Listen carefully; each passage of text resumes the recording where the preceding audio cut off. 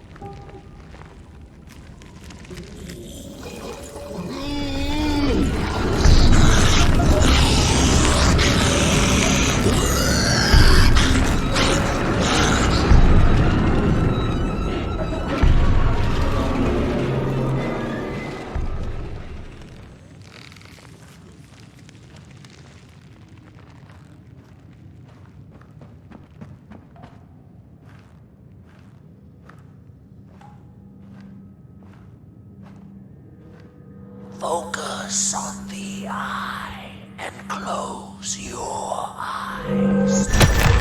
Things clear.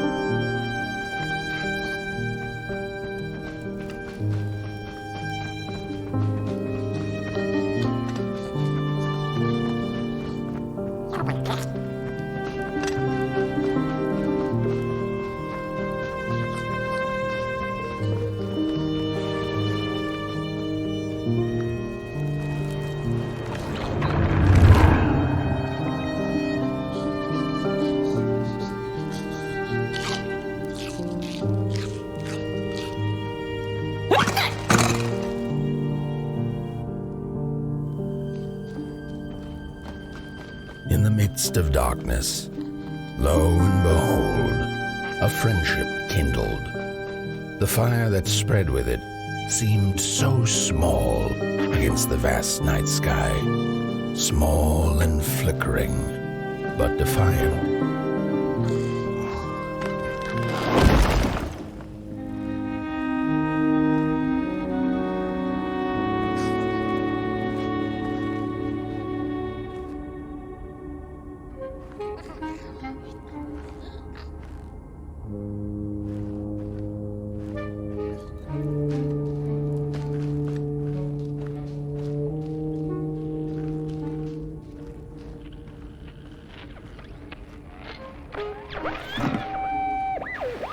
With wire, clay, and fire, the craftsmen built the foundations, followed by the trees and the rocks. And after them came little houses for us tiny ones to cower in, for existence was so big, so vast, that without a roof above one's head, one could have fallen straight into the skies. And yet, with all that stuff, they didn't know what to do with us. So I reckon that's why they built the Midnight Walk. For us to wander, for lack of reason.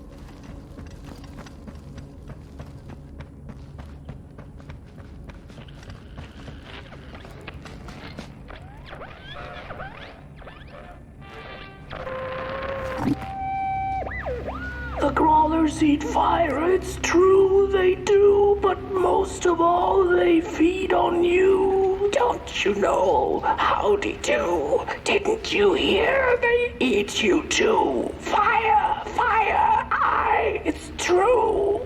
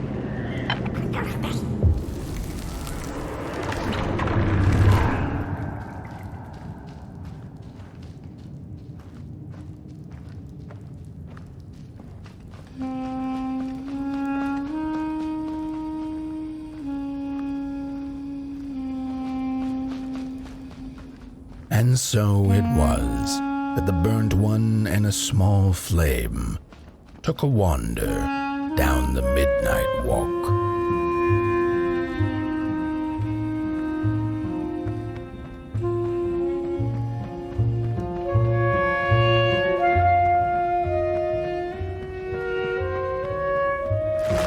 In the closing nights of this era, a wandering flame, how rare, a little pot boy. This is already the end. Your pot boy, the last ember of the work table that was. You are destined to carry this torch to Moon Mountain. It is inevitable. We must all partake. Your purpose burnt into clay. Your pot boy must spread his fire.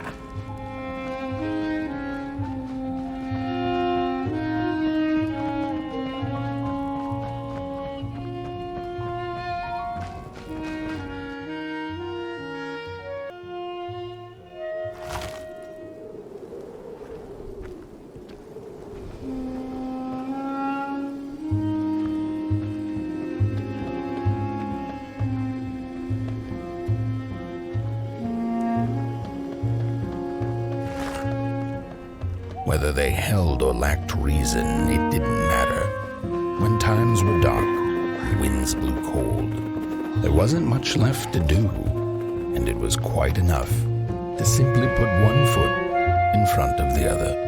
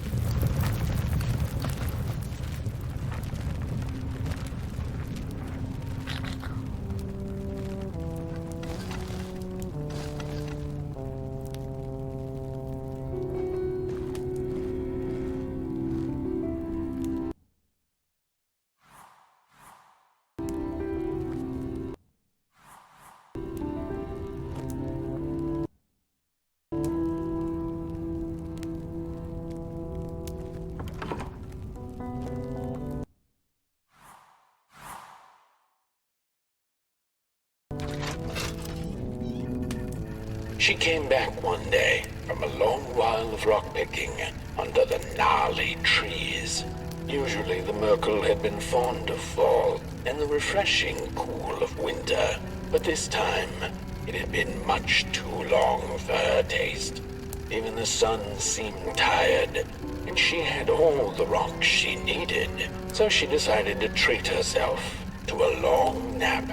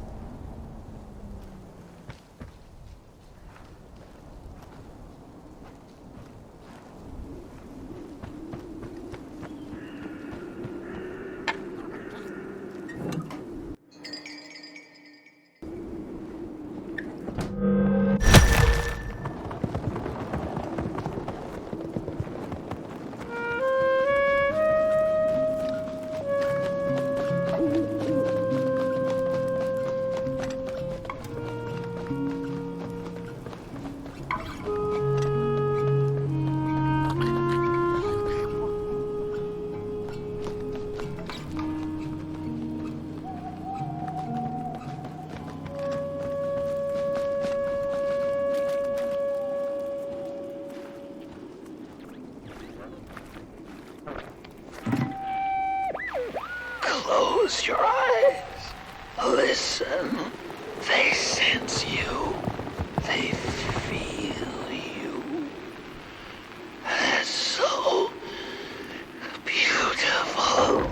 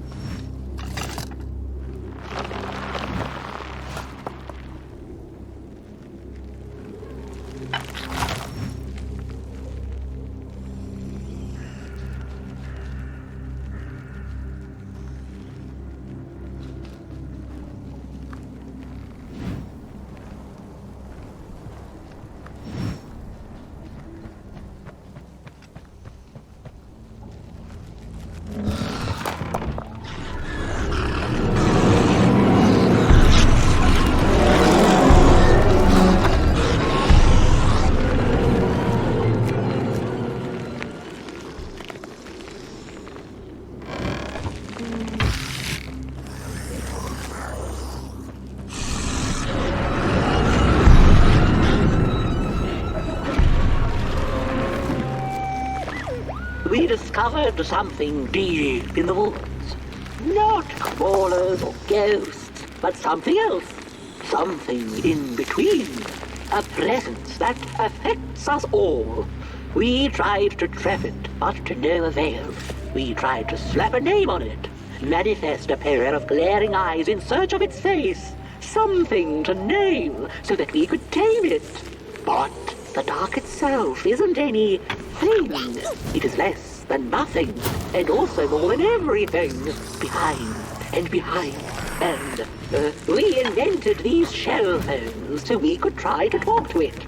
It picks up the phone on the other side, but it doesn't speak back. Not directly, at least. It transmits little, nasty recordings, memories or echoes of things that came before. The past to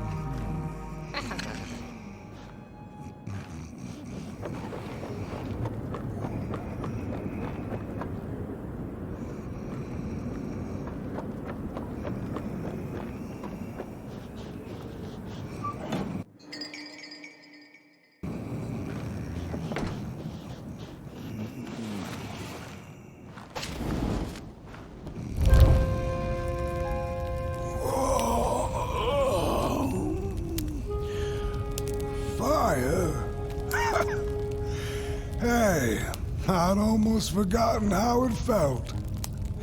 And salutations, burnt one. Fancy meeting one of your kind here.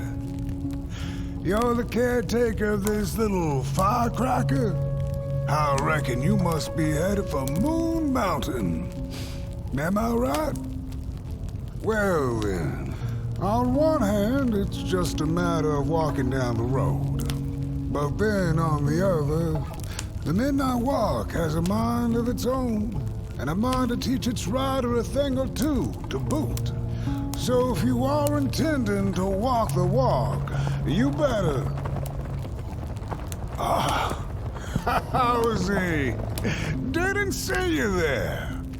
So glad to see you back on the move. And as I told you, it ran away from its owners. It's been waiting for the right passerby ever since it ended up here. Well, Mac, don't let me keep y'all. See you down the midnight walk. And, burnt one, wherever you end up this long night, keep that fire alive. It's really all that matters. Don't take my word for it. Just see for yourself.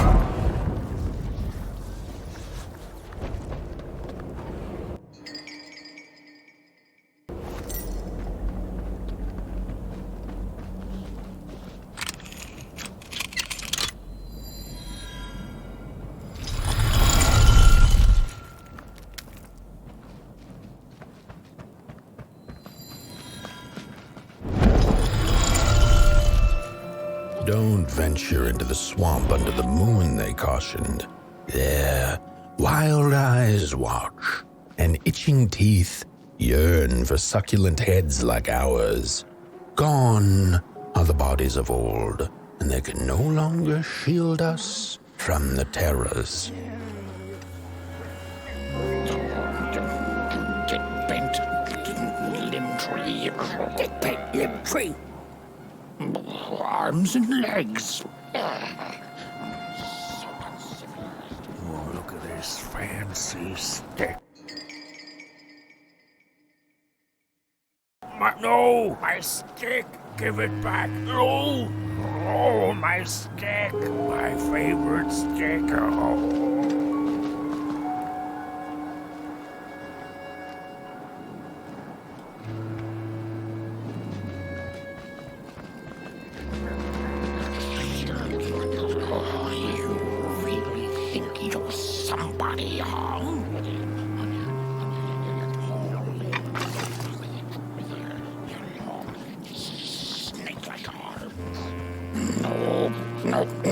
Nope.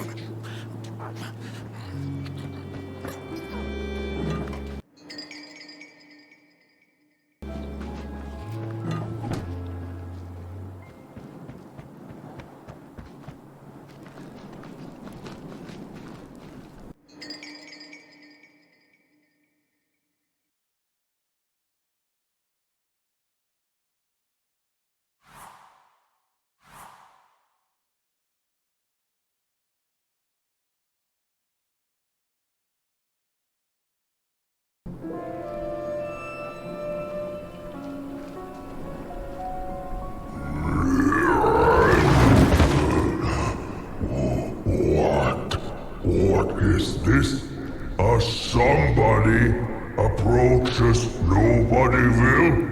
Your wretched limbs an affront to nobodiness. Unless your fire can prove itself useful, there will be no passage for you, limb tree. Go away.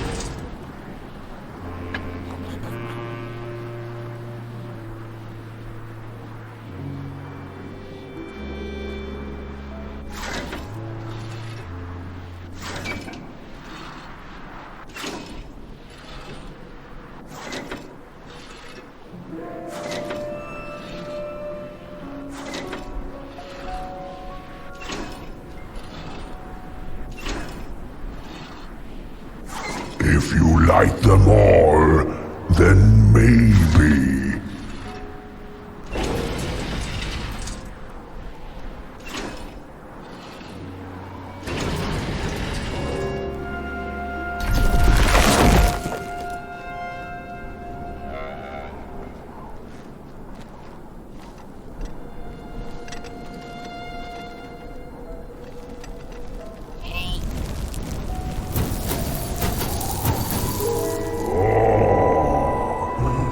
Candles have not been lit since before the great beheading. Now fire is back. Maybe fire can help us with our Molgrim problem. The headmaster will decide. Enter, then.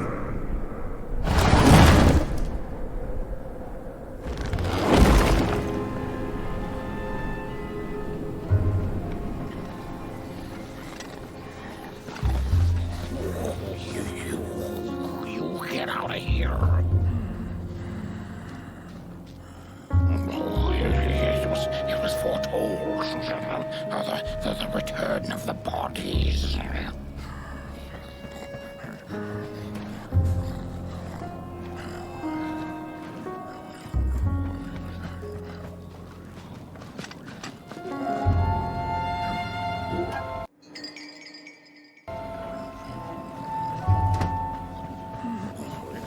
We don't take arms and legs. So uncivilized. Ooh, look at those two arms swinging around. Disgusting.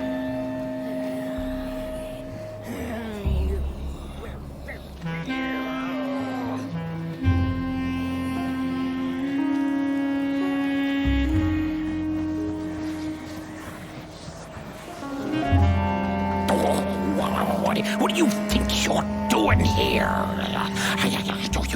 You can't be here. You shouldn't be.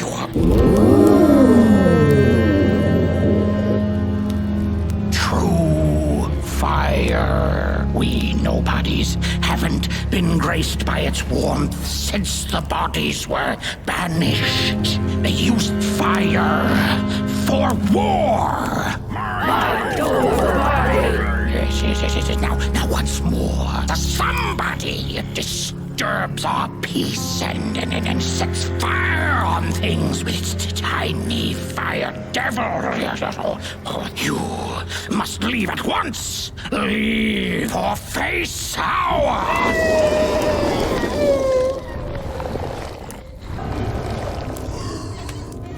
That's the mold! Grab it!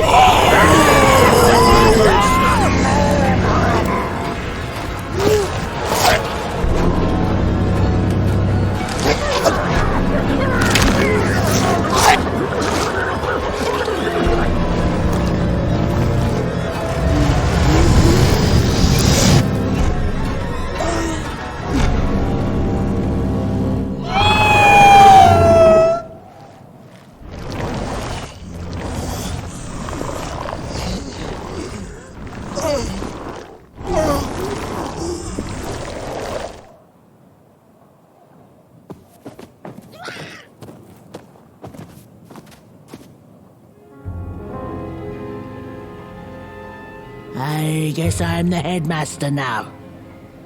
As you've observed with your own head globes, we have a problem. It is called the Mulgrim. Recently she has become bold, moving ever closer to Nobodyville. You should help us get rid of her. Yes, get rid of her. Tame her, just make it stop. And by the powers suddenly vested in me, I will, shall grant you passage through our fair Nobodyville. Here, take this. Blech.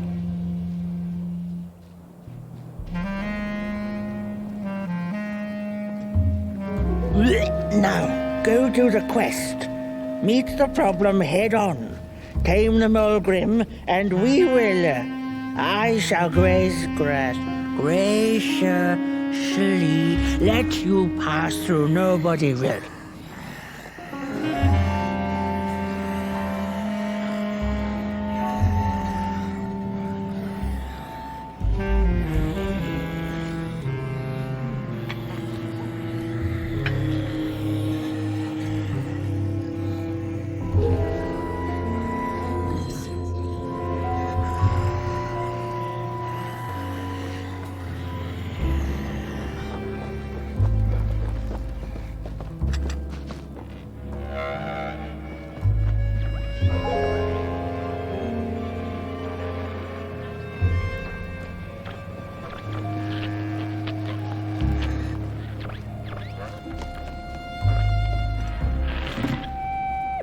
Mind over body! Mind over body! Mind over body! Mind over body! Mind over body! Mind over body!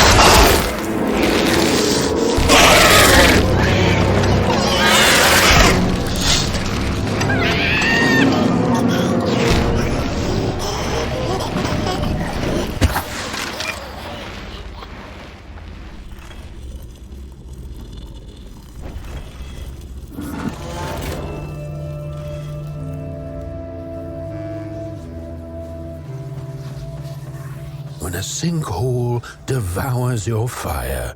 Give it up or dive in after it. An old swamp saying.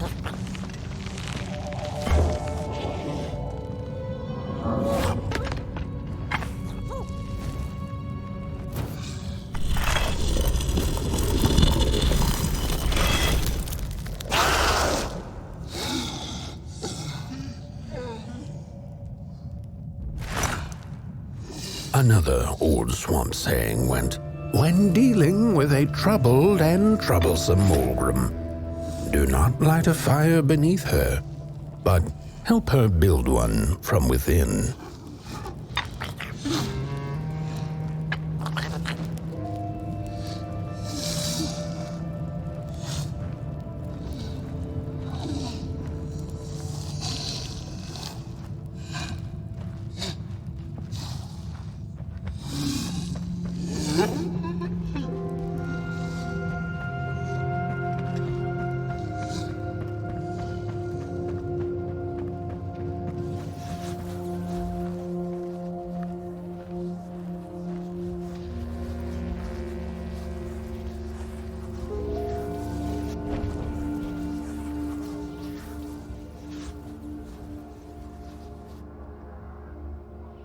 Oh, my neck hearkens the anguished howls of the Maulgrim, and the bitter patter of feet.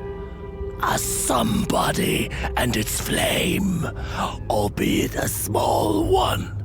'Tis enough, perhaps. The Maulgrim's precious shards, they must be returned to her lair, to her cauldron. Only then may the cleansing fire burn.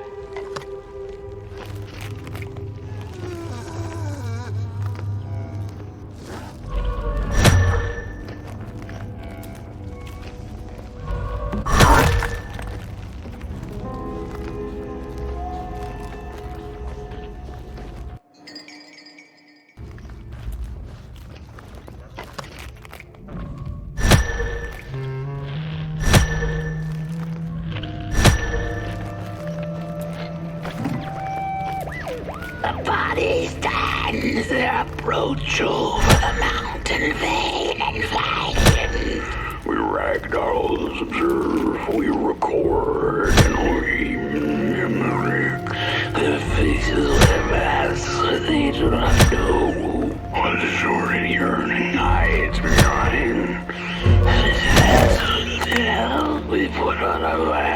we perform and we put on a show.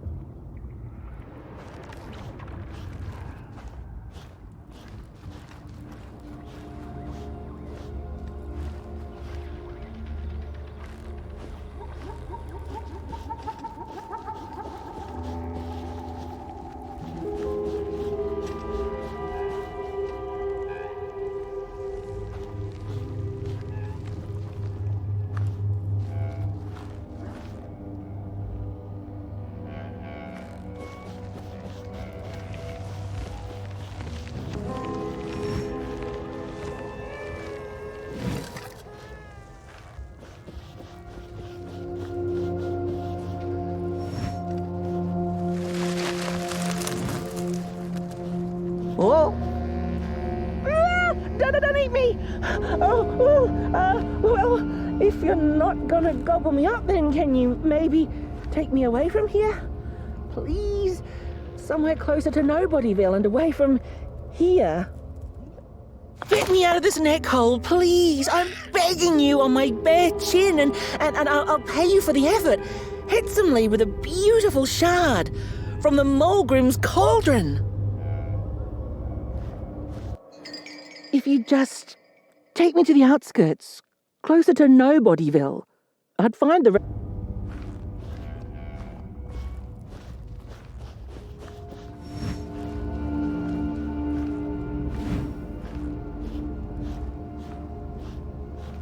Watch out!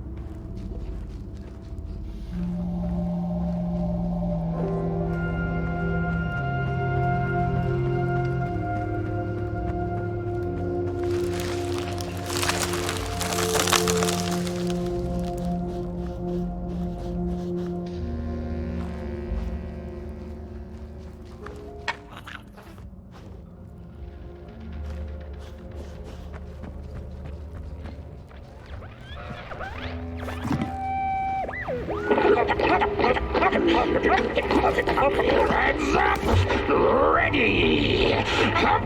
Wreck with your boots, take with your hand, full of fire!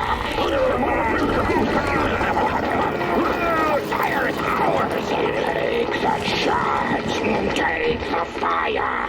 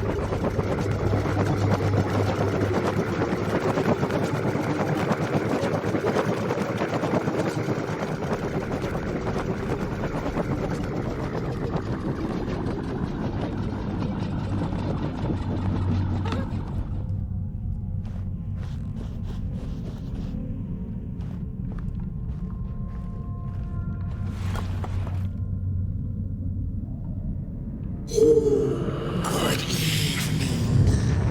Or is it morning or afternoon? Hard to tell without a sun, isn't it? No, it is most certainly night.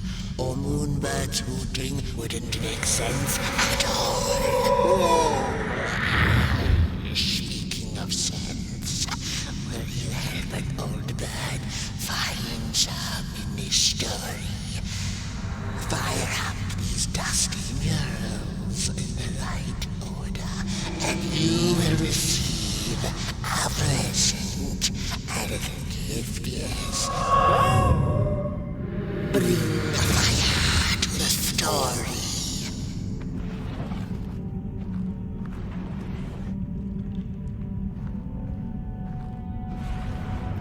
Once upon a time, the Mogrims lived in peace.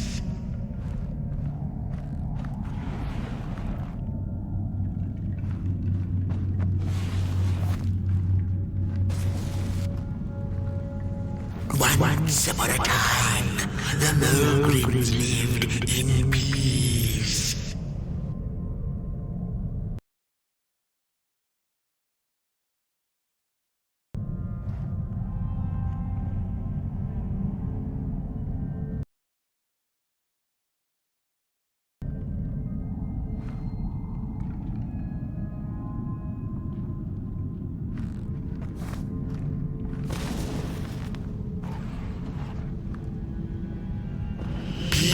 Ended when the violent somebodies invaded the valley.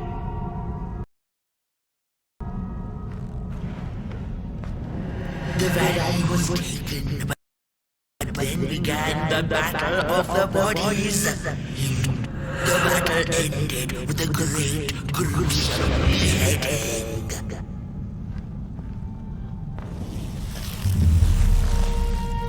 For time immemorial, the Mogrims had lived in the valley in peace, sharing good eatings and howlings around their fire, which they had inherited from the skies.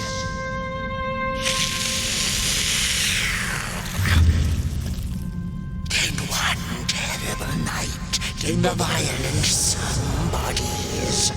They hunted the Mogrims for sport and took their fire for themselves.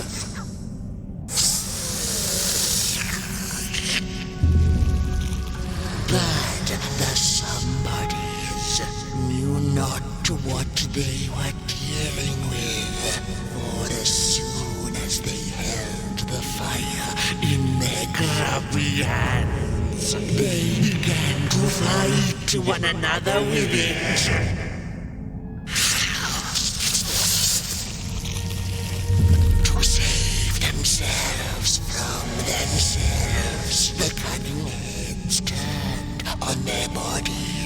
and organized a great meeting. And so it was that somebodies became nobodies, and the bodies were exiled. A time of peace would ensue, or so the headlings thought. The last living pilgrim had been biding her time, and saw now an opportunity to return and take bloody vengeance upon the heads, who were now left defenseless without their bodies.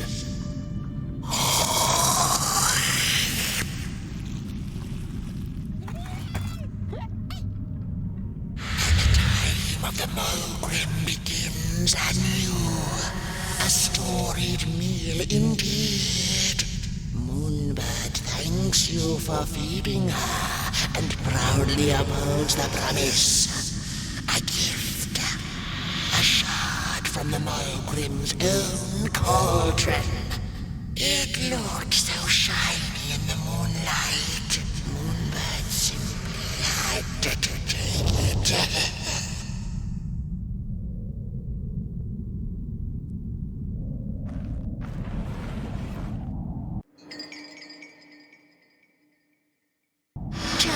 For now, she'll see you in the light.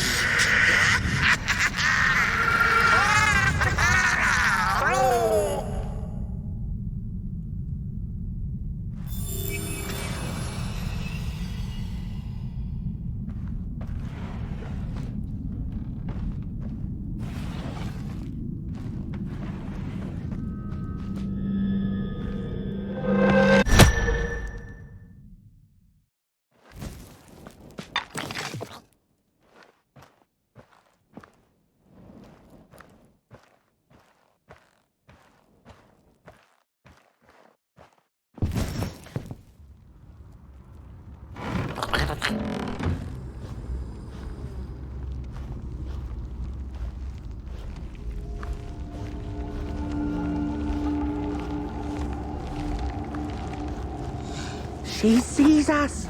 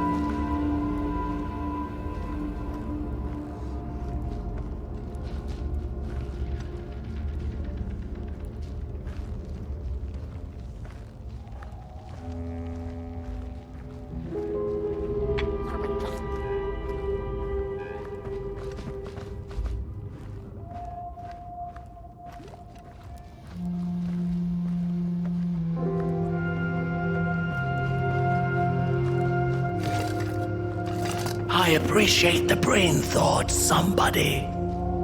Phew, thanks for saving my neck. And I think I have a reward for you. A real treasure. Blech.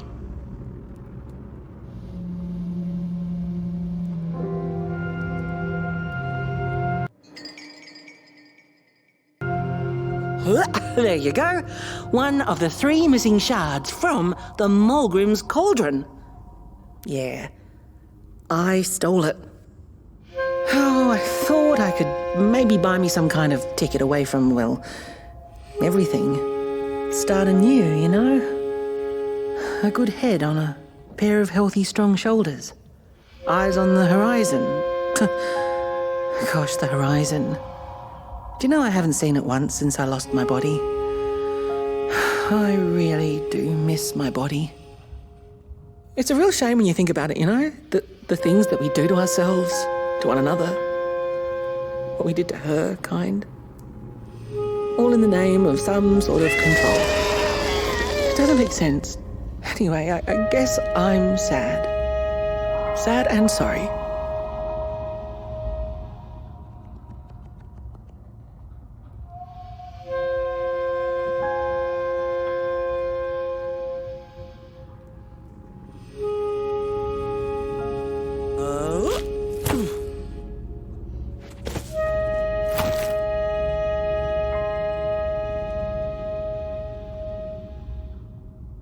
Hey, thanks. You're a great listener. You know that? Just take care of that shard now and maybe put it back where it belongs and... yeah. Goodbye.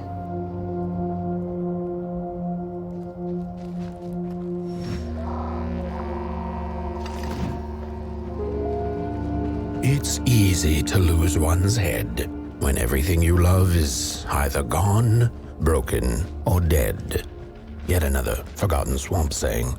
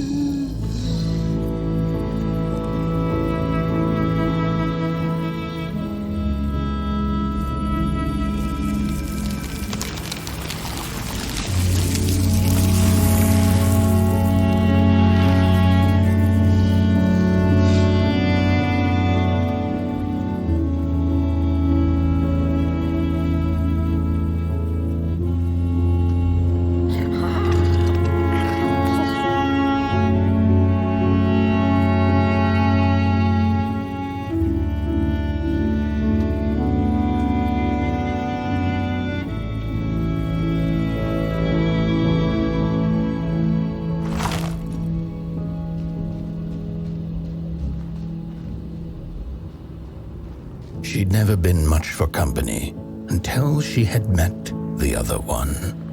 He had shimmering scales, an appetite for life, and carried a faint scent of rotting leaves she found irresistible. Oh, how they used to laugh at the distant stars, bitterly, together.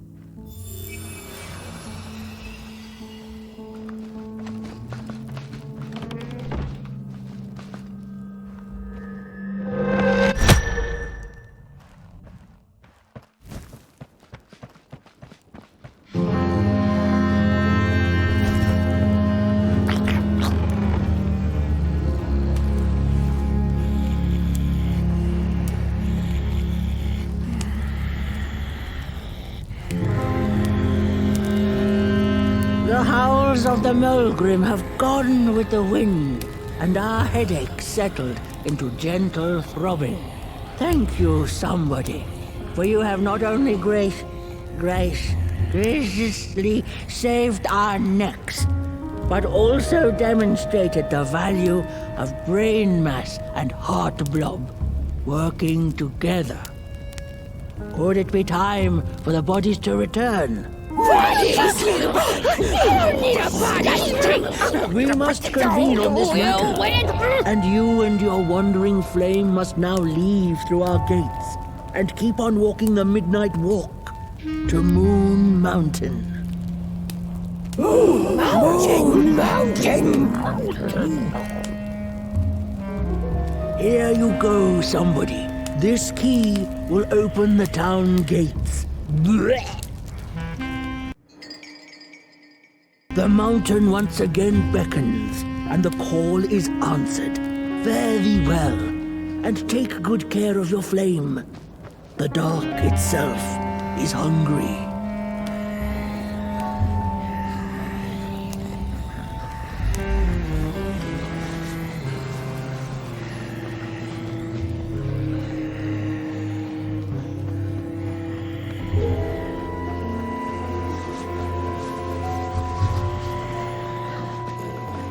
Bodies might be returning and now.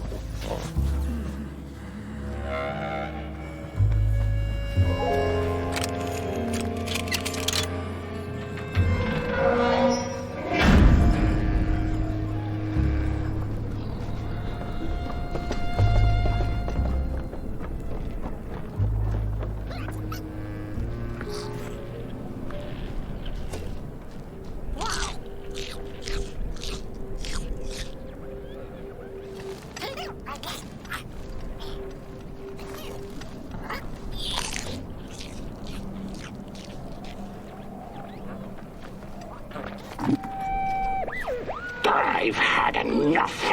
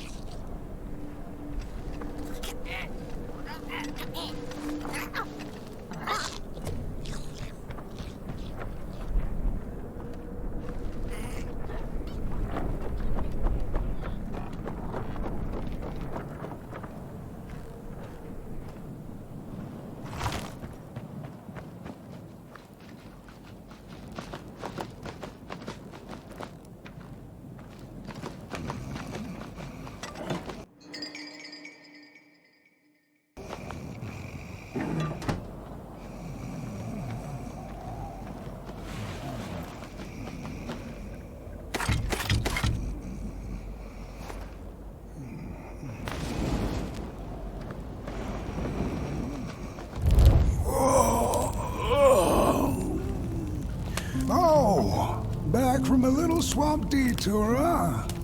Hope the heads didn't give you too much trouble.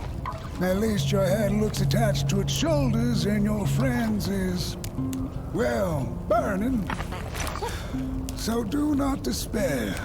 Should you once again lose your way along the midnight walk, you'll probably live to.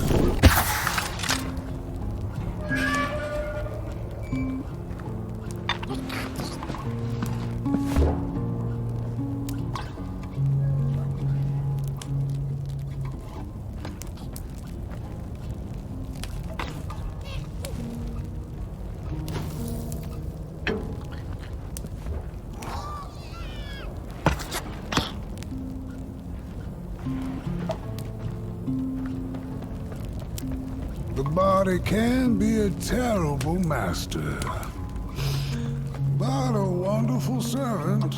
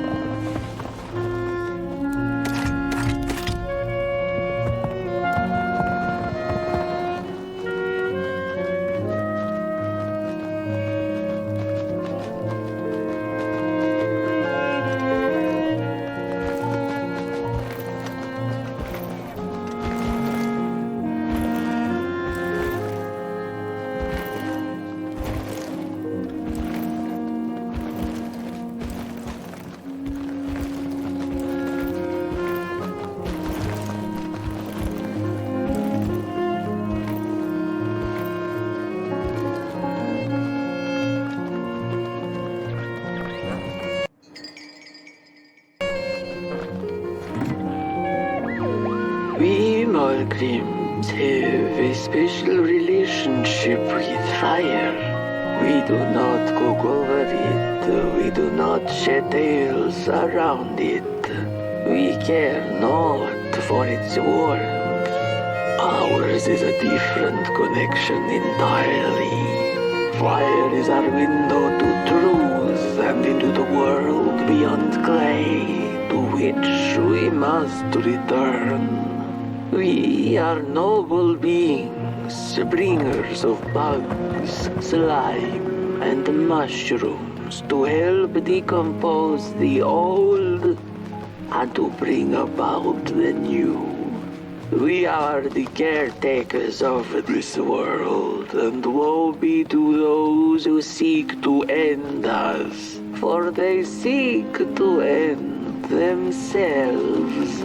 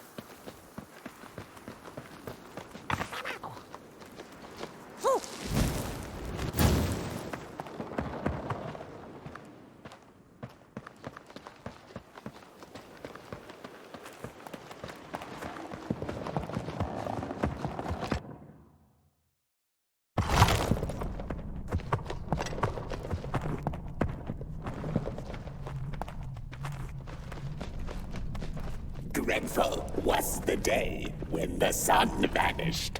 The waters dried up, birds went quiet, and the dark itself seeped unchecked into the work table as the cold, chewed paper moon rose over the mountain.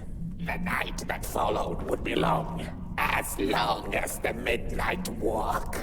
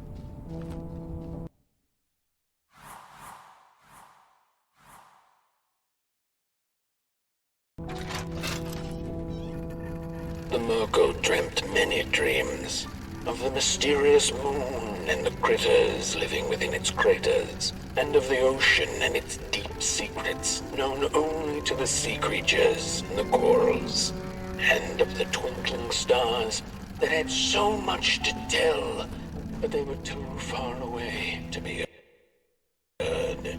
All of it intertwined in a colorful tapestry.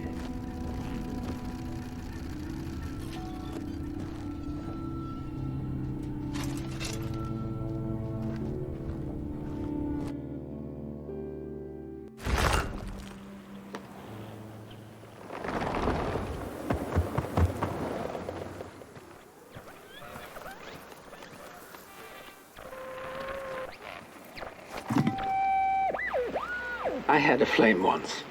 It was beautiful and bright, spread its light, brought me and my neighbors warmth. and it was always hungry.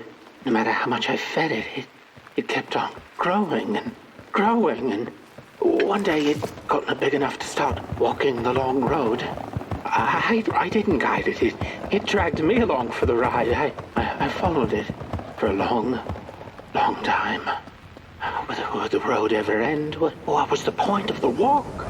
Things kind of spiraled. Road took me on dangerous detours that didn't make sense.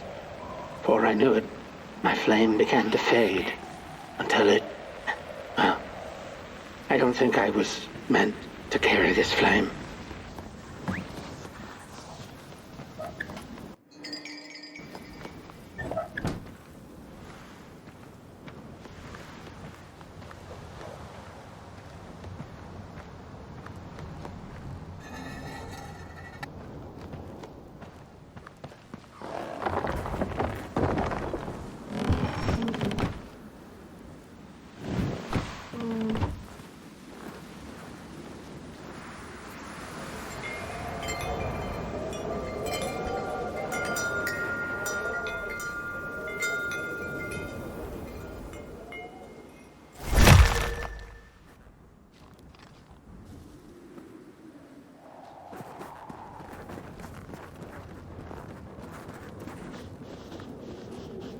There once was a freezing cat who was looking for shelter when she came across a dark cave.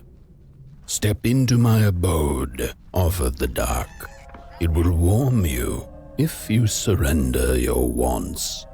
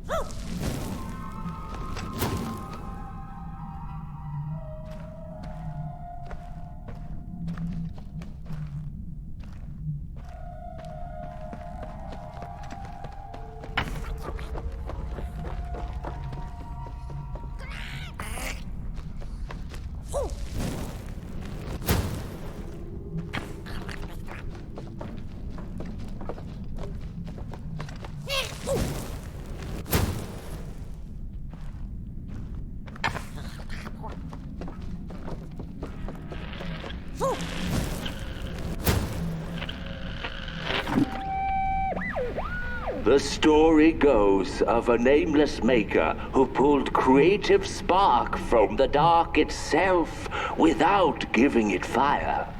With his dark source, he managed to create swaths of land in no time. The dark itself waited for a gift of fire, but the maker just kept on taking. Too busy building his crooked fences and watchtowers, kept his fire locked away in his chest. One day, he decided to create the first people to inhabit and appreciate his creation. It was then that the dark corrupted the maker's clay, guided his greedy hands into creating not people, but the first of the fire-eating crawlers. And they crawled into this world absolutely starving.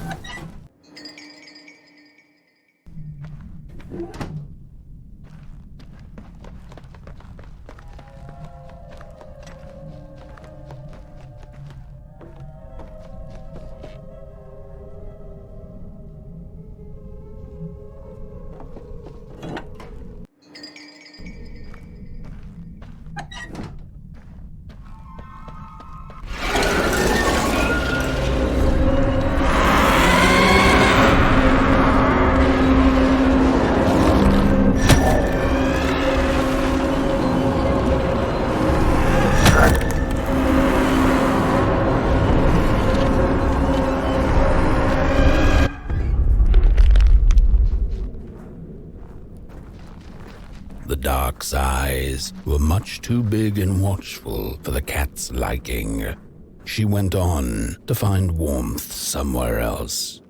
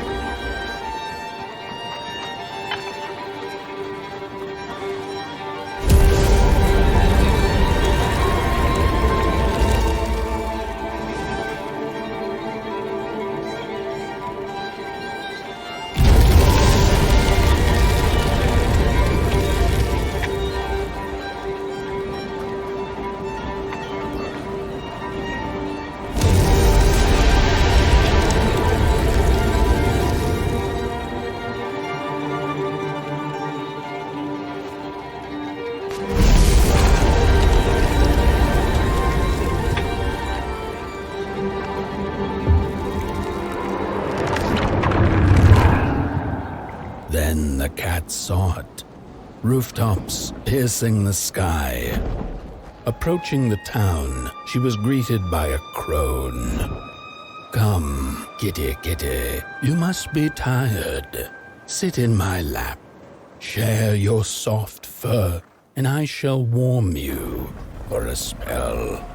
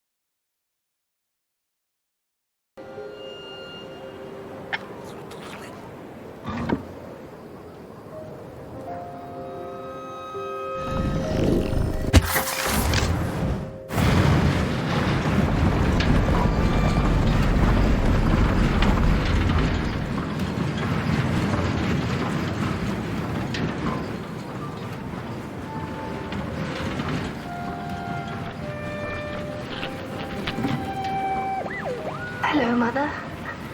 The well said to give it a match, so you and I could talk again. I hope this works, because that was my last one, and well, it's cold now. But it doesn't matter. We can finally talk after everything. So, how are you?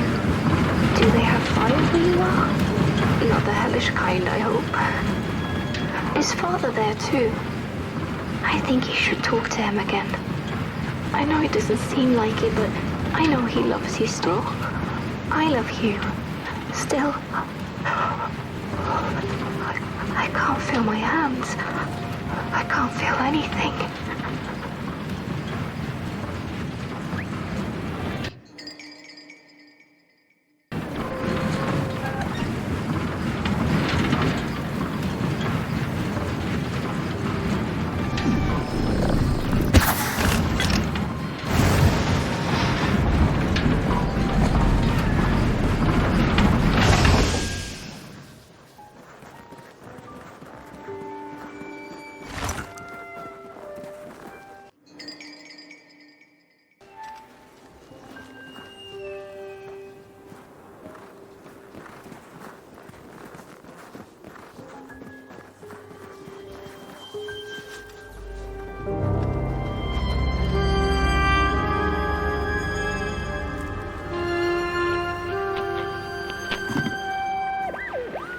Could this happen?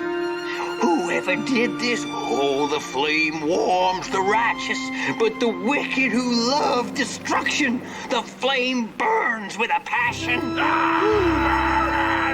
How we warm the furnace? Feed the thief to the furnace! Feed the thief to the furnace! Coalhaven is doomed! On the wicked the flame shall rain fiery coals and burning sulfur. A scorching wind shall be their lot. Come forth, thief, and confess your hideous crime!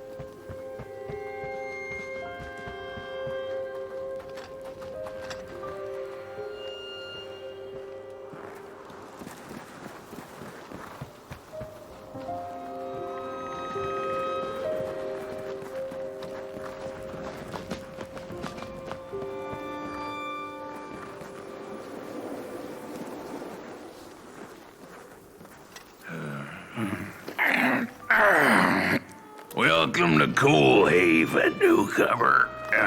Good to see a flame in these parts again. I'll be your guide tonight. This furnace here used to run on coal and fire, don't you know? But a thief stole all our matches, wasted them in greed, you see. Now the ghost has come to smite the wicked and punish the thief who killed us. Well, I guess that's it. That's a tour on the house. There's a bone right there in the snow.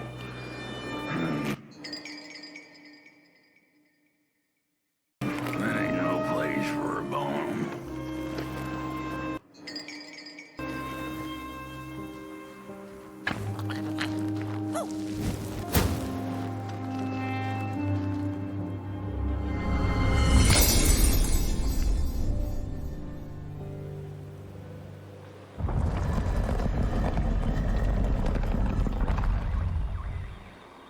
Oh, do you feel that? Something's changing. That furnace was the soul of the city. We used to worship it, us coal miners did. Fed it trees and fire like it was a hungry, angry god. This broken body's going nowhere.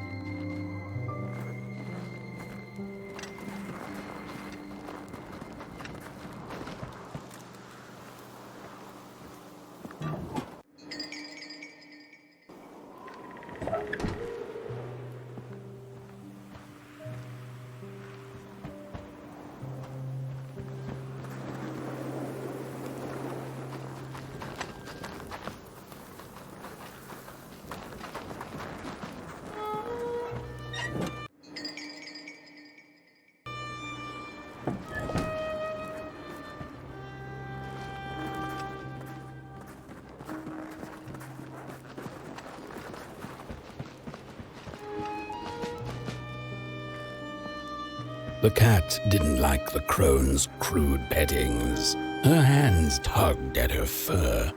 Now, rest still, the crone said, as she pulled out a crooked knife. The cat was quick and escaped just in time.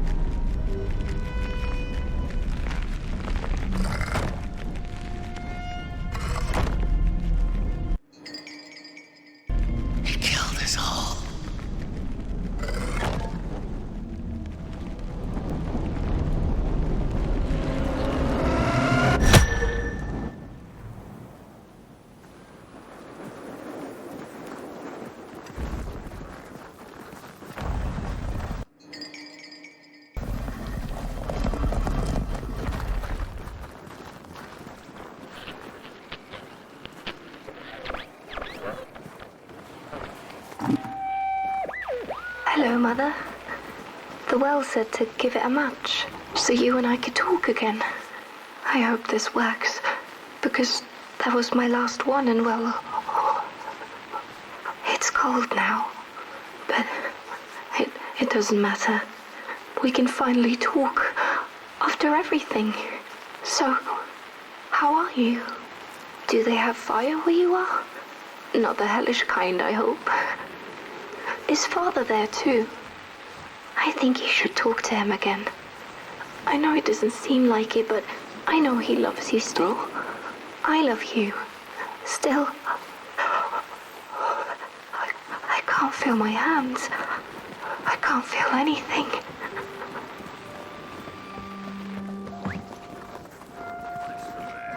See a ghost.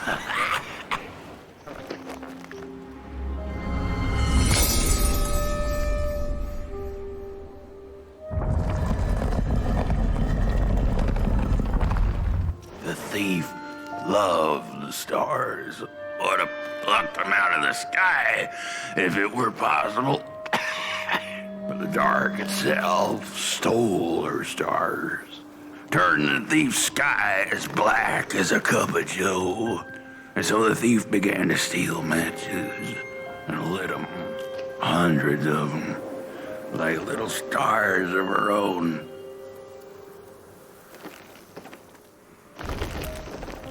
The crooked path to the house on the hill lies. Wherever she sought warmth, it had a price. The miners needed the cat to get rid of the rats, and the vicar wanted her protection from bad luck. Bony hands reached out from all around her, trying to grab her. The burnt matches lead to the house.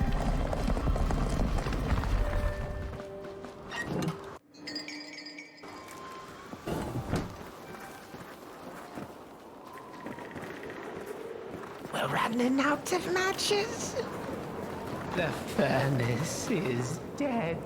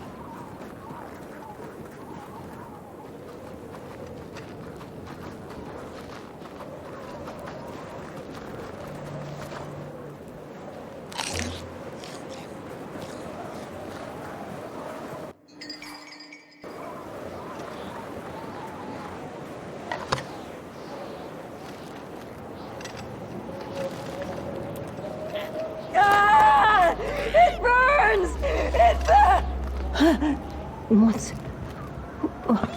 This isn't my body. The fire, did we snuff it out? Where's... Did I save them? The house. It's ruined. Well, it wasn't supposed to go down that way. They locked the door, threw the key into the woods. Huh.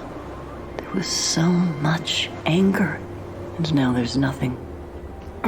This body is so uncomfortable.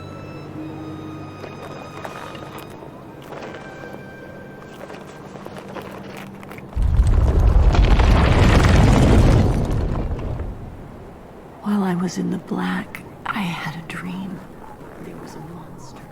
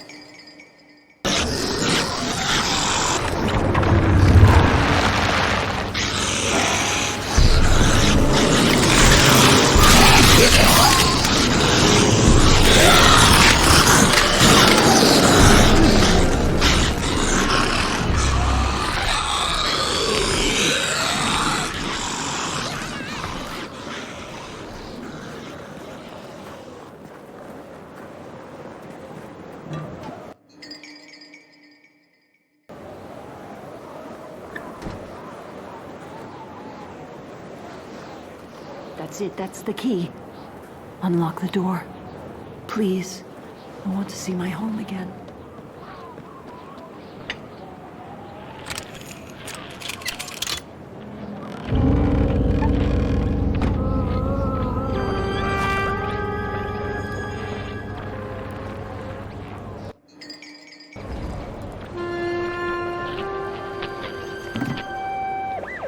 Furnace is getting weak. Council says we're running out of matches. We'll have to harvest more trees then. I don't like it. Losing the force like The this. cat felt as if the walls around her were growing taller, the alleyways narrowing. Turning a corner, she bumped into a girl sitting in the snow. In her bony little hands, a lit match. "What do you think of my star?"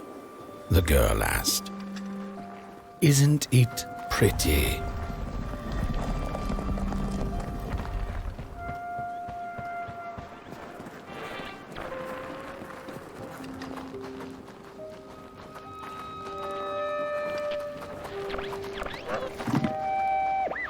How could this happen?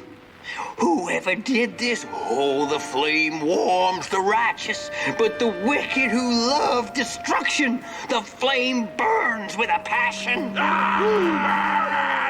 Holy warm the furnace! Feed the thief to the furnace! Feed the thief to the furnace! Coalhaven is doomed! On the wicked the flame shall rain fiery coals and burning sulfur. A scorching wind shall be their lot. Come forth, thief, and confess your hideous crime!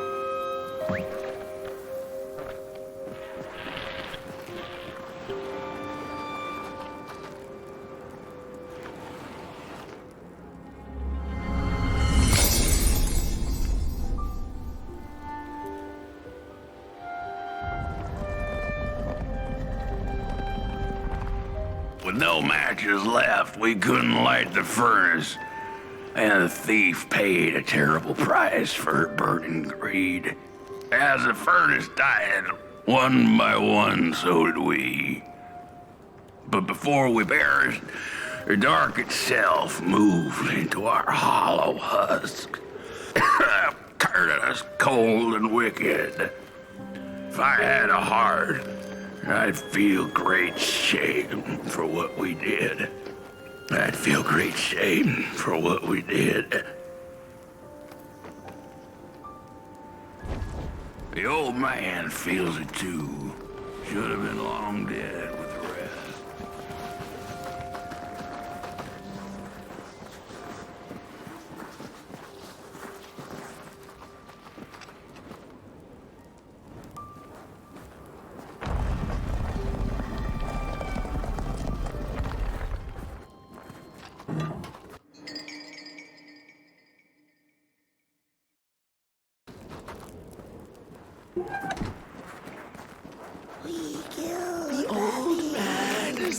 The old man showed us the way. The way to the secret. He didn't know.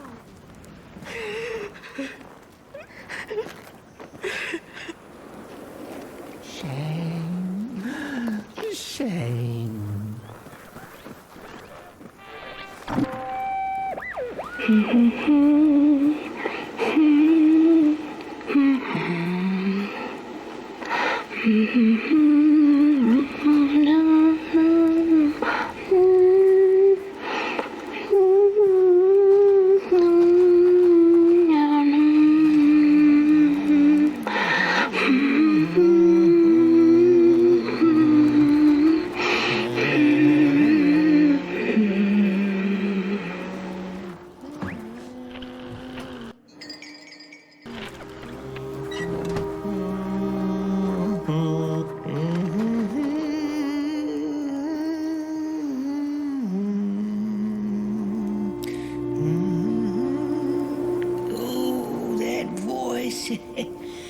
What I wouldn't give to hear her sing again.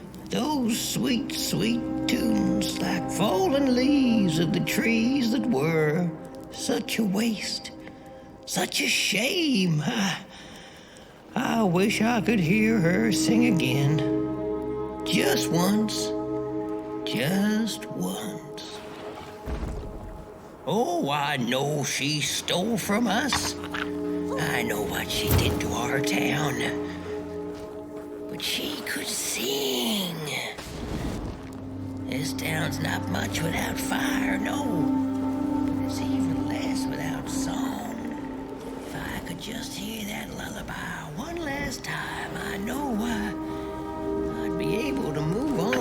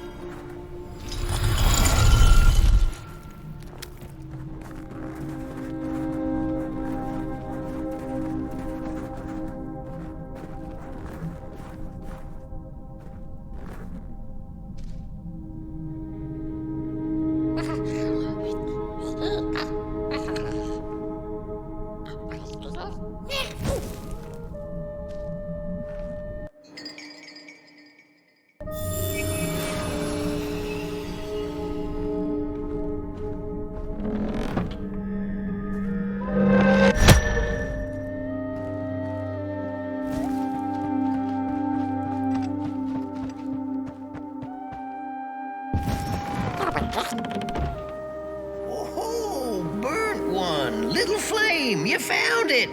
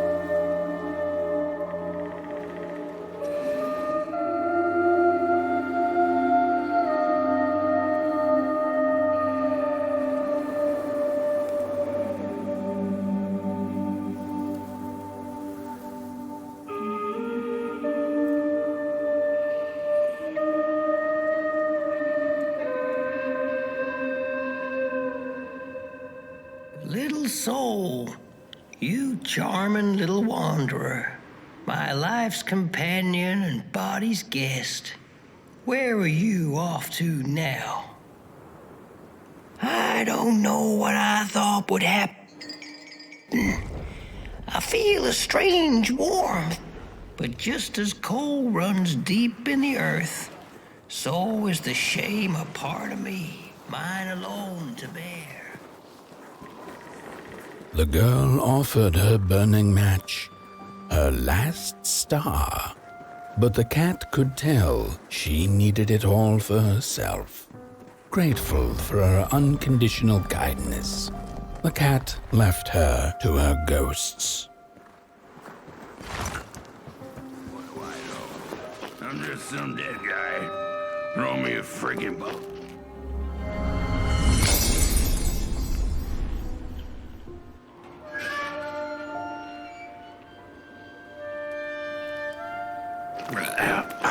The door to the flame is open. It's already there. You just haven't lit it yet. Now, if you don't mind, a little spark. And just maybe we'll be able to die for real this time. In life, I didn't mind a little loneliness, but this is the worst. The furnace longs to burn once more.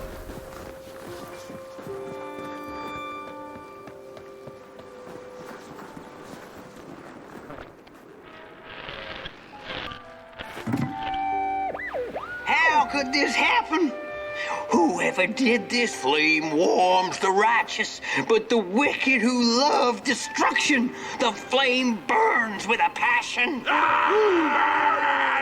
How will we warm the furnace? Feed the thief to the furnace! Feed the thief to the furnace! Coalhaven is doomed! On the wicked the flame shall rain.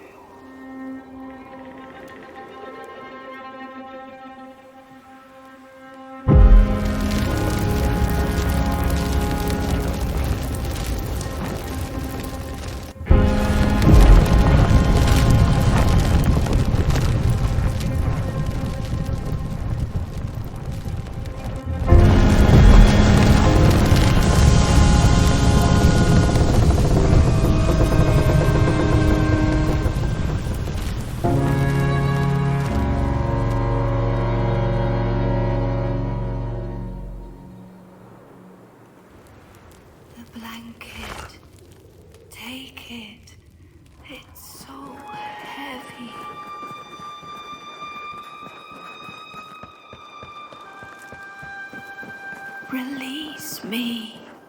Remove the shroud. Light the match. The match. Light it. Please. One last star. Light them. Thank you.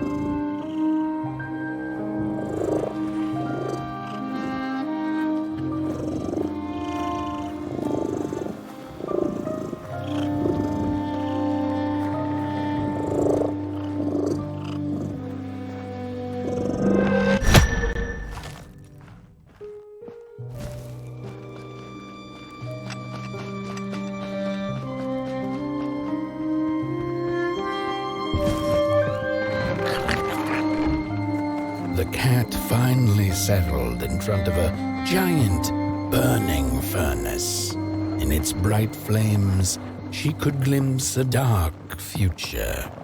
This did not matter to her, for now she was eternally warm and at peace.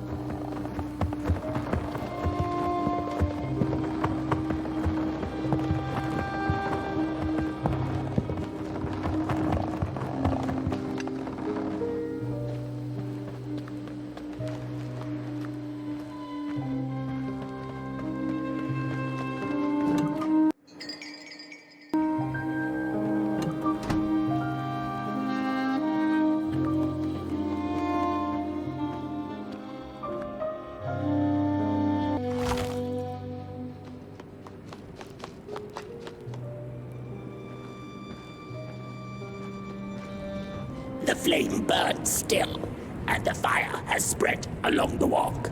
The cold takes its toll, and Potboy's flame flickers. But it is still enough for the climb to Moon Mountain, to light the final fire. The road always leads to Moon Mountain. There's a fella who watches over the midnight walk, pointy hat and hollow gaze. He's been around longer than you or I. Some say he was one of the first sculptures to have breath. Some say he's not from around here, but from another maker's work table entirely. Some say he's seen what lies beyond Moon Mountain. But I just think he's lost like the rest of us, and he's waiting for the right one to come along. Waiting for something that'll give him that eureka for his song. He keeps his banjo by his side, but he never plays it. Strange, but he's in no hurry. He's got all the time in the world.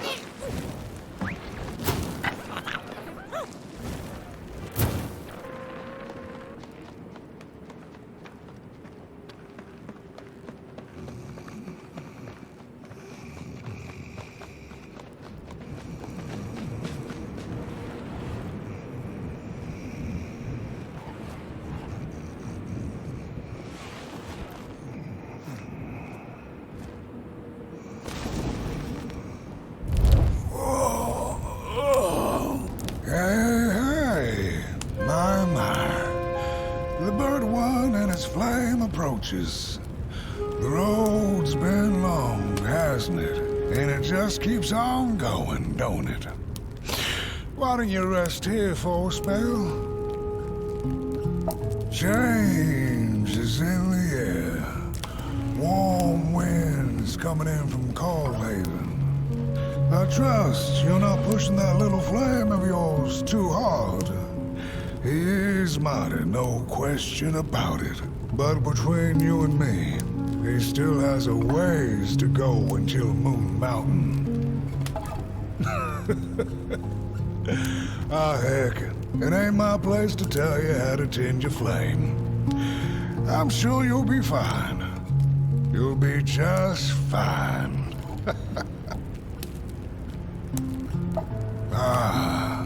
To feel at home wherever you walk. How's it? What a friend to have on the road, huh? Now, there's an open door invitation, if I've ever seen one. Go on in then. Get some rest. I'll keep watch.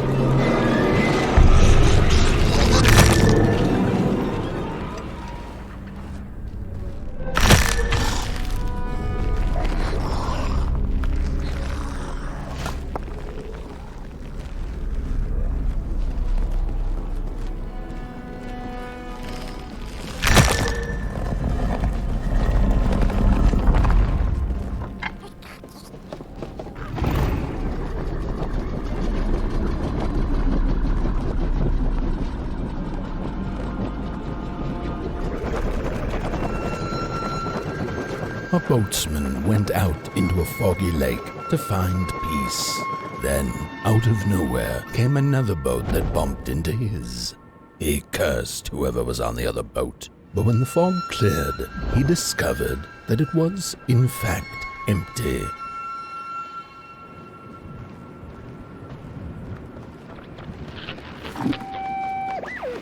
These sarcophagi are molds, rebirthing the bodies of the burnt one. Failure after failure, they keep coming back.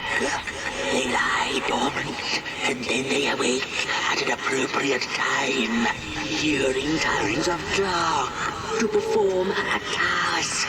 The taskmaster unknown, doom spelled on the flip side of a coin. Little dolls in a dollhouse made of matches.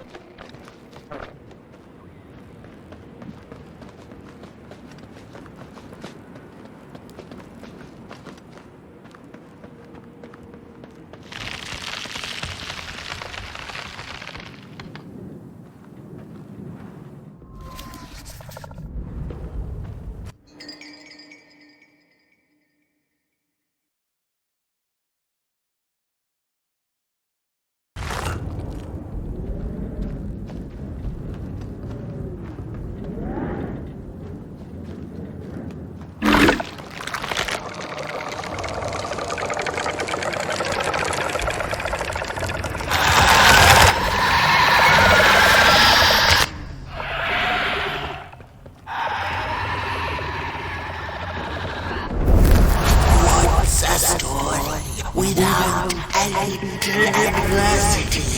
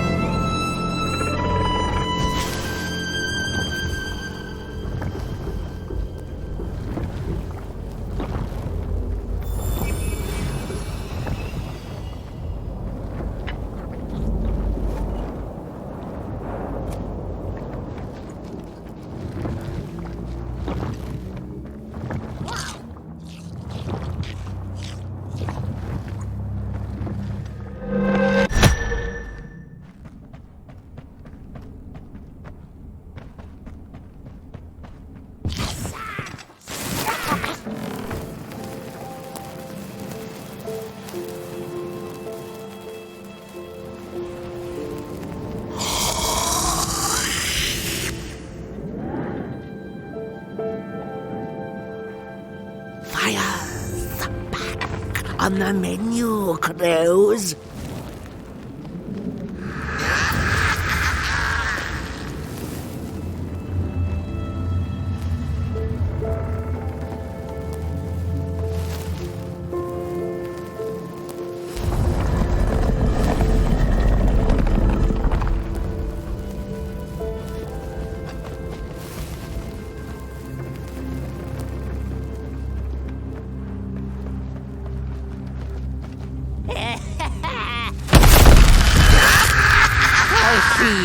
Not to crawl closer, Moonbird. Avert your greedy gaze. The movie pictures are not for you.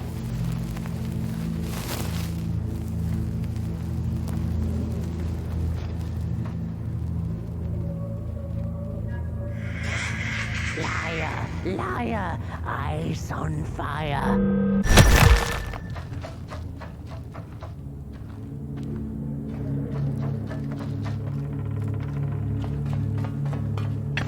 Birds of the dark everywhere. What are you doing back there?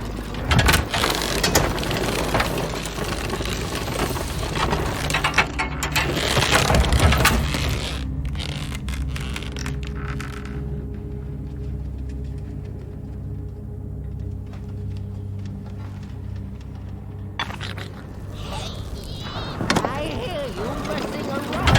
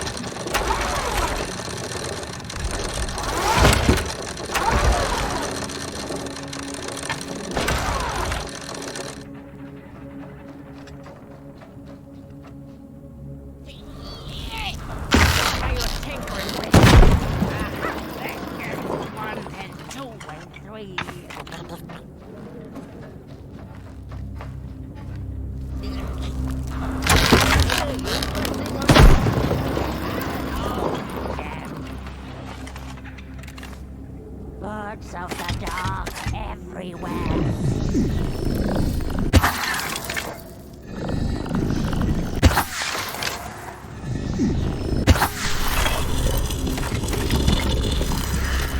I will rain fire upon your greedy shadow.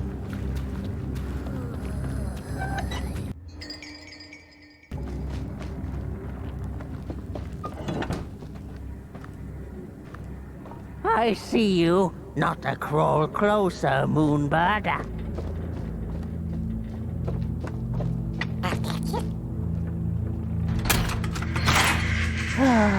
The pictures. They're moving again. Forbidden. It is forbidden. It is forbidden. Hush, and no talking in the theater, fools.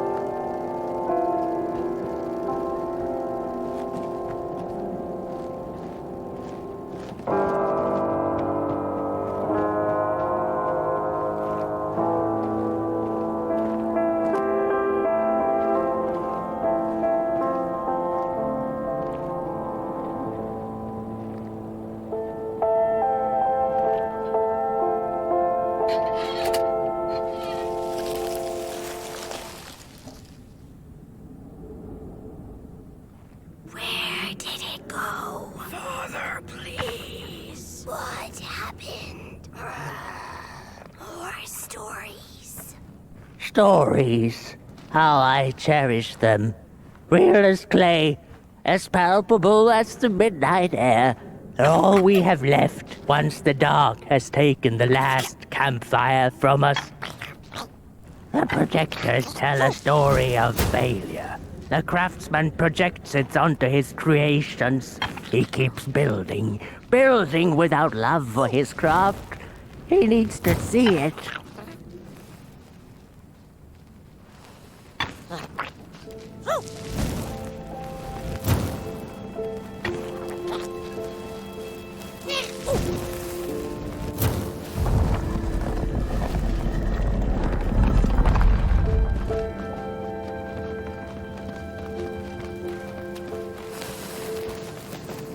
The potter, stuck in the sinking clay in which he had dug so greedily, spoke his final verse.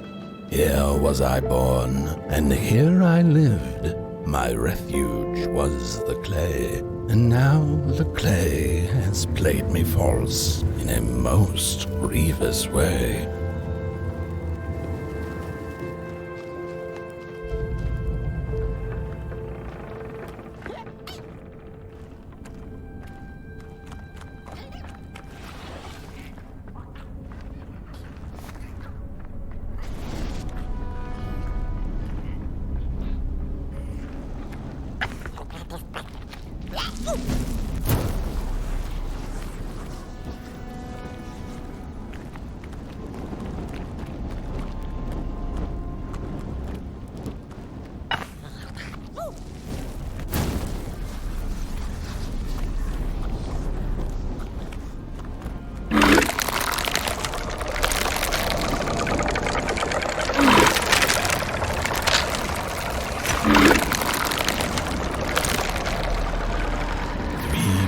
Explorers discovered a sleeping beast.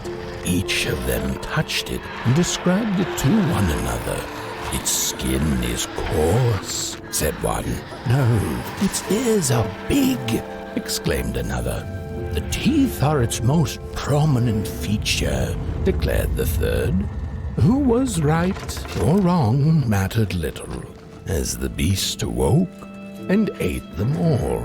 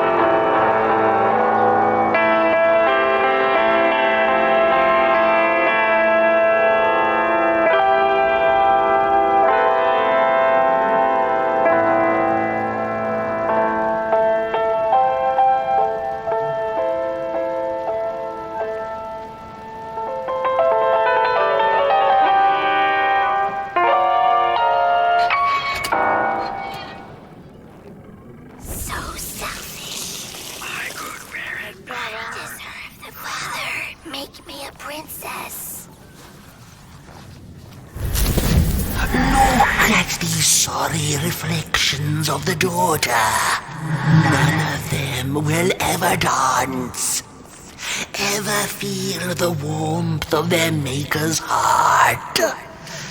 They can never be enough.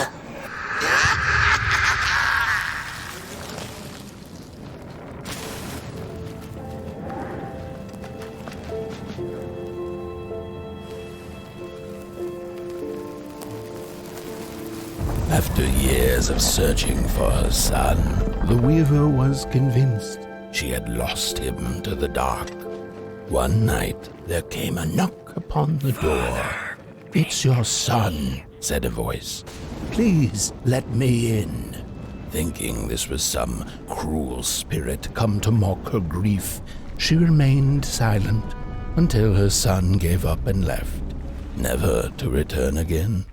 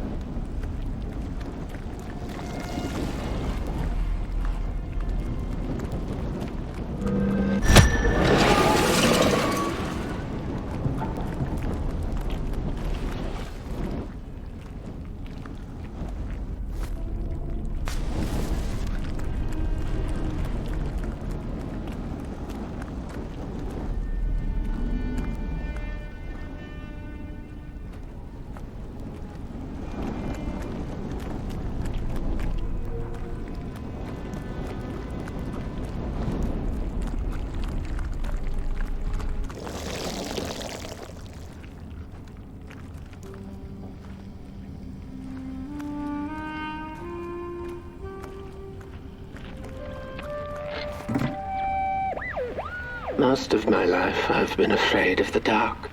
When I was little, my childminder got annoyed with me and tossed me into a wardrobe as punishment. She let me sit there, alone, and I sat perfectly still so that no closet monsters would notice me. It was the longest, most terrible 15 minutes. Many years later, I don't know what happened, but now I love sitting alone in the dark. I get into the wardrobe, close the doors, and I sit perfectly still. It's like a void, empty, but not cold, where nothing exists and everything is possible.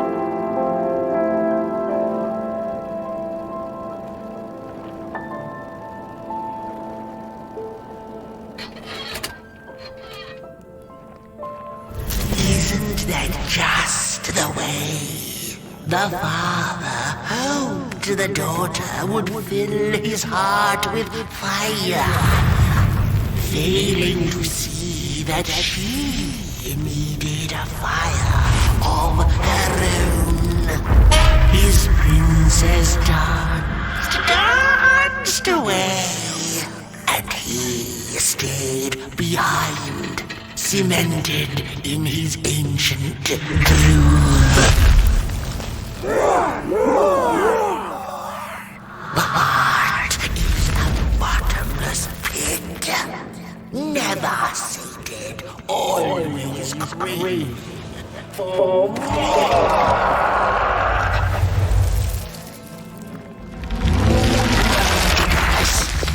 Enough. Keep on walking the midnight walking. Don't run all the way to your infernal doom. She will be there to gobble up the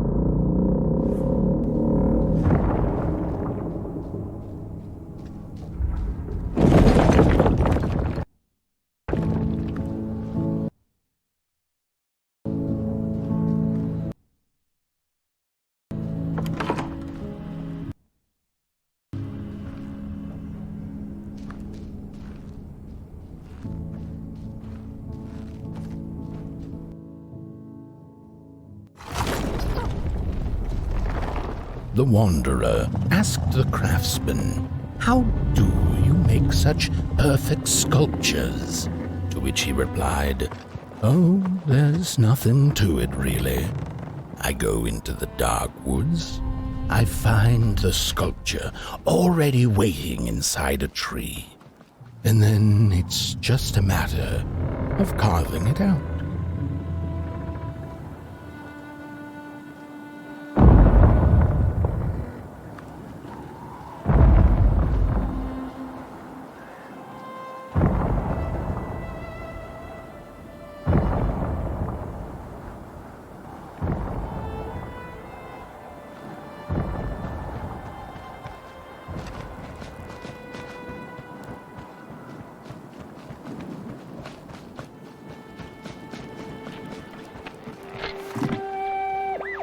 When I was a child, I exchanged letters with a monster in the woods.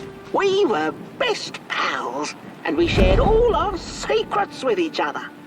One day, my sister told me that the monster wasn't real, that she'd written me all those letters to play a joke on me. But the joke's on her, because I knew the truth about the monster in the woods, and we exchanged letters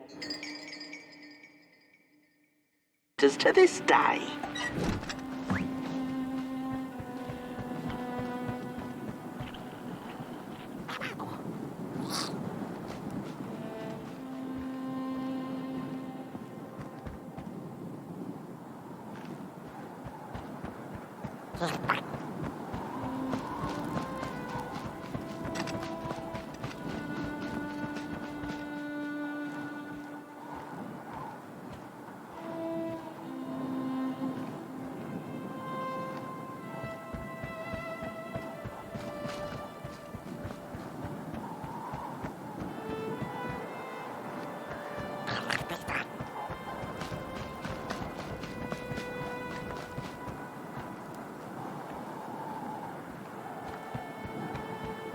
Hark!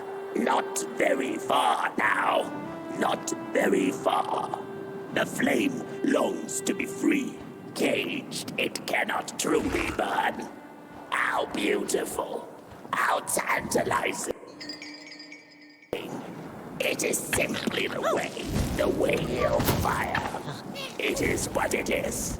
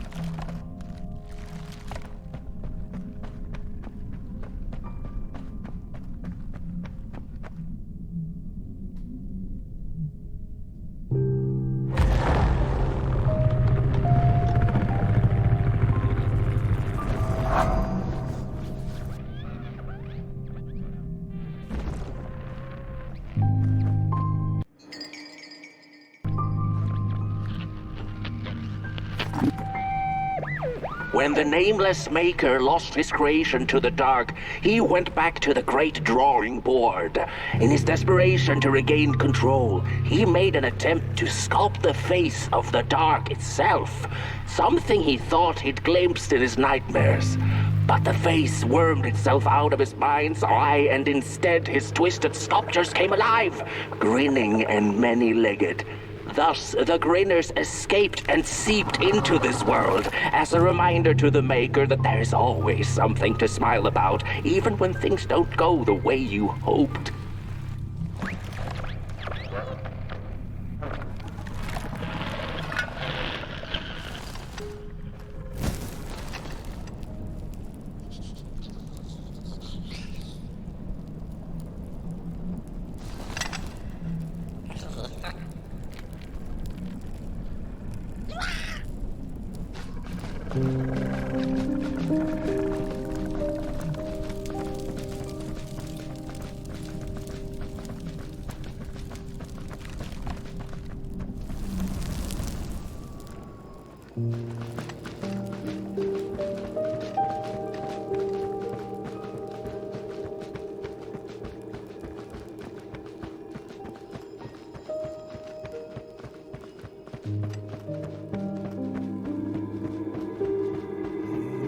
Whoa there! You look like you're about to move a mountain. That's what I get for trying to get in the way of a flame and its destination. Let him walk his walk. Ain't nothing gonna stop him now, looks like. Fare thee well now, burnt one. You're going to Moon Mountain, and that walk is for you alone. You have a tough decision ahead of you to make, just like the ones who came before. But they're all long gone. In the end, all there's left to follow is your own heart.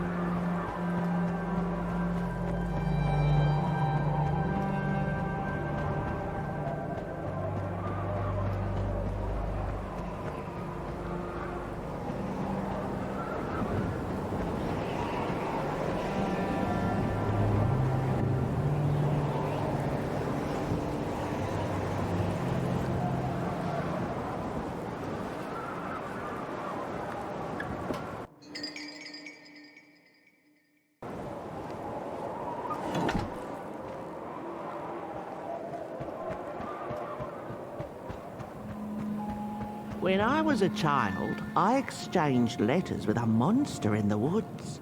We were best pals, and we shared all our secrets with each other. One day, my sister told me that the monster wasn't real, that she'd written me all those letters to play a joke on me. But the joke's on her, because I knew the truth about the monster in the woods, and we exchange letters to this day. Oi! You the caretaker of this little fireball? What were you thinking, letting him run off?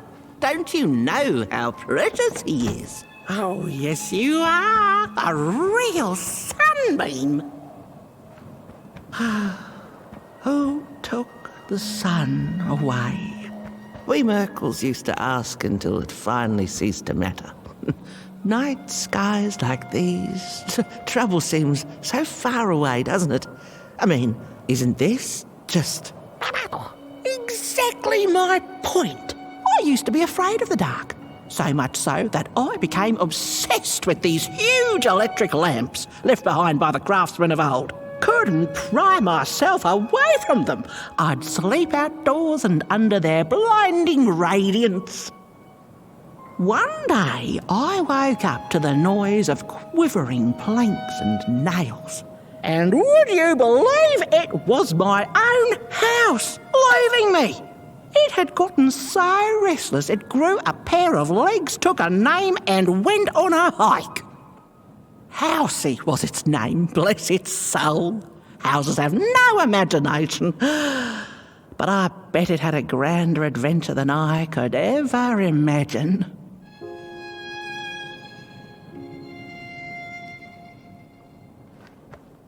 This little flame is your home, burnt one.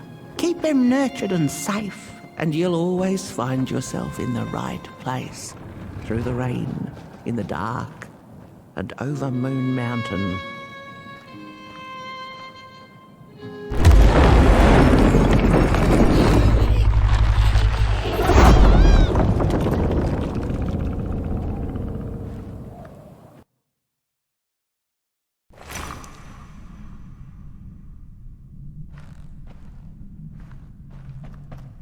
What is the dark? Is it ugly and cruel? Is it a place for monstrosities, for fools lost in the woods? A terrible void where all your nightmares come true. The dark could be a friend, perhaps a space where we might find each other, all of us equal under its cloak.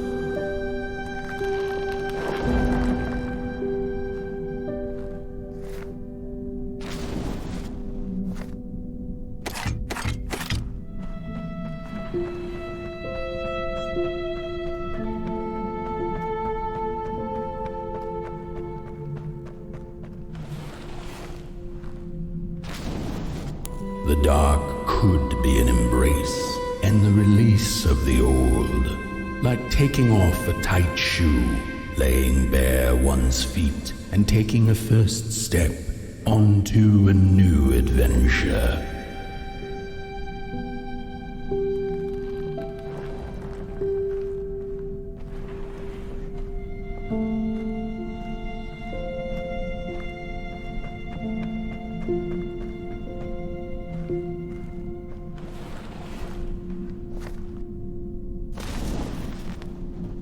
The dark could be a moment of clarity and calm, a break through icy clouds and the shameful stories we tell ourselves that fetter us to the clay and mud.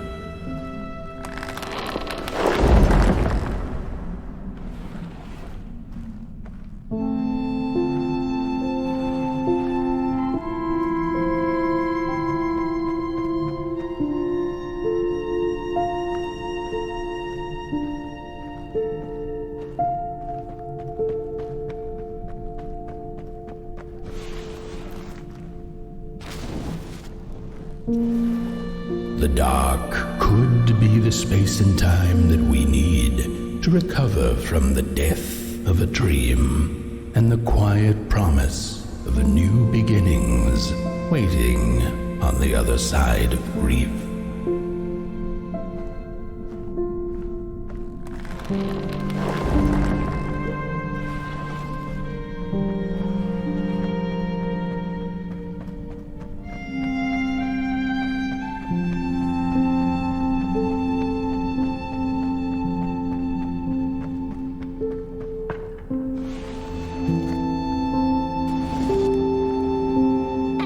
In the end, the dark remains a mystery, its secrets locked away behind the stars.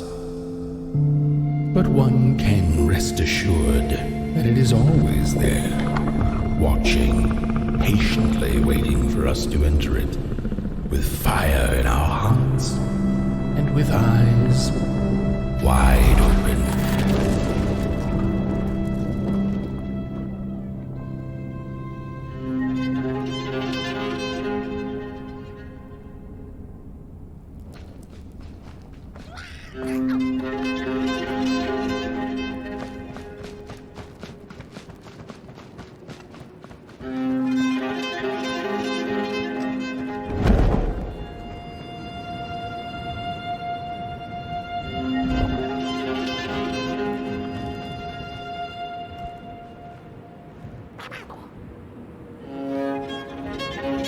You've arrived. Hark! Your fire is dying, but the last embers will light the final fireplace and send your potboy home. Can you do what you must? Naturally, you must. It is destined, and you will be loved and forgotten.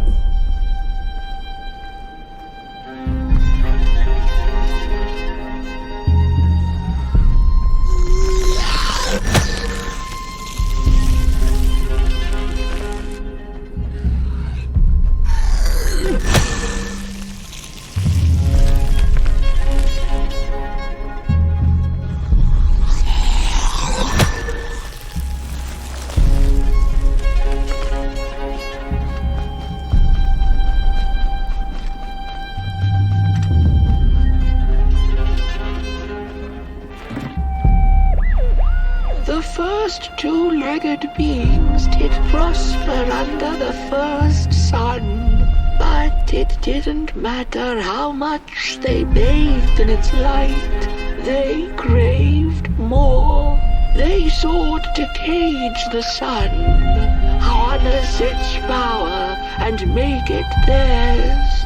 But the makers in their foresight had put the sun far, far away, so far that no creature could reach it.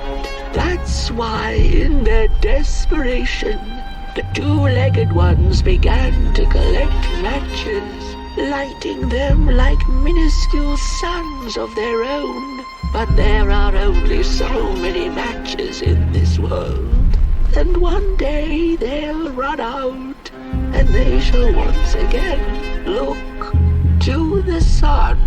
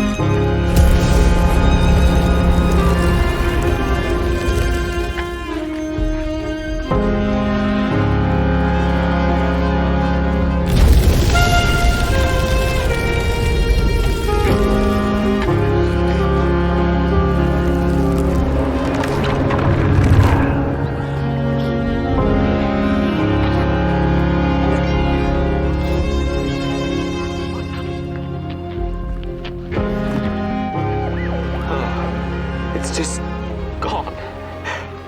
I had this wretched gut feeling like something was up, like something was on the way, a danger I never could have guessed. I figured that's just how I always feel, and my worries seldom come true. And now here I am, and I have been for some time now, and it just won't come back. I'm thinking, while I had it, I didn't know what to do with it, how to care for it, enjoy it. But if I had it again tonight, I'd probably waste it all over again.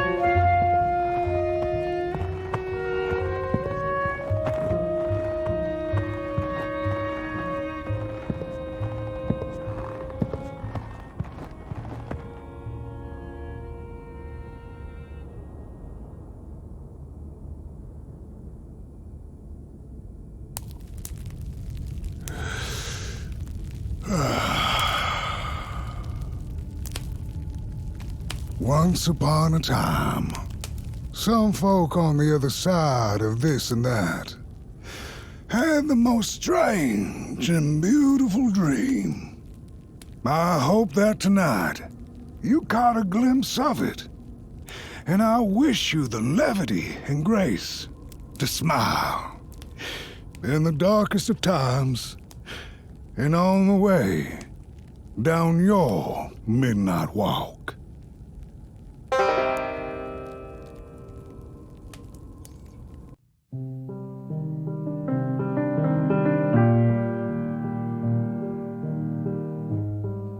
Lights are red and they're sweat on your